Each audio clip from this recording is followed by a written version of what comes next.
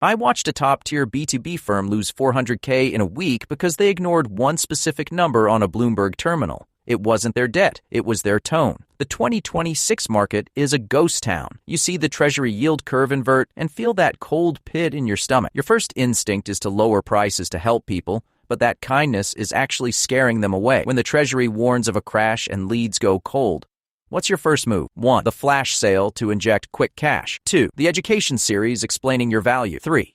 The hustle, doubling your ad spend. 3, 2, 1. Option 4. The frictionless freeze. You increase your price and restrict access, triggering the subconscious need for a safe haven asset. Kahneman proved in 1979 that the pain of loss is twice as powerful as the joy of gain. When the macro signal is danger, a discount signals a sinking ship, not a deal. Your customer's amygdala has hijacked their credit card, and your affordability looks like a paper parachute. Being a helpful friend is tactical suicide. Comment shield if your best clients are suddenly acting like strangers. While the 99% panic, the 1% see this Treasury warning as a remote control for your competitors' customers. I spent all morning refreshing my empty CRM, praying for a miracle lead because I was terrified to check my bank balance. A prospect says, "We're waiting to see what the Fed does." Your move? 1. Threaten price hikes. 2. Offer a guarantee. 3. Agree and follow up. 3, 2, 1.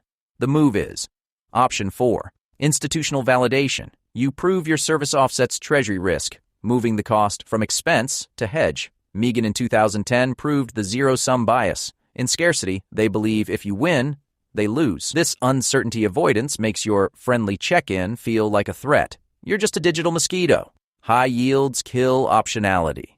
You are the requirement. Share the cringiest follow-up email you've sent this month. Let's bury our amateur selves together. By 2026, the boardroom feels like a funeral for the unprepared. You see your peers sweating through their expensive shirts as the yields spike, desperately hoping the buy button starts working again. I remember that nauseating urge to tell my biggest client everything was totally fine, while my own hands were shaking under the desk. You're finally realizing that pretending the storm isn't there only makes you look like a captain who's lost his map. Here's the dilemma. The market is officially down 14.7%. It's time for your monthly performance report. What's your play? Option 1. Highlight the 2 tiny wins you managed to scrape together and bury the losses in the appendix. Option 2. Send a heartfelt apology blaming unprecedented market volatility. Option 3. Draft a 10-page technical white paper that no one will read just to look smart. 3, 2, 1. The 1% move is Option 4, the Vindicated architect.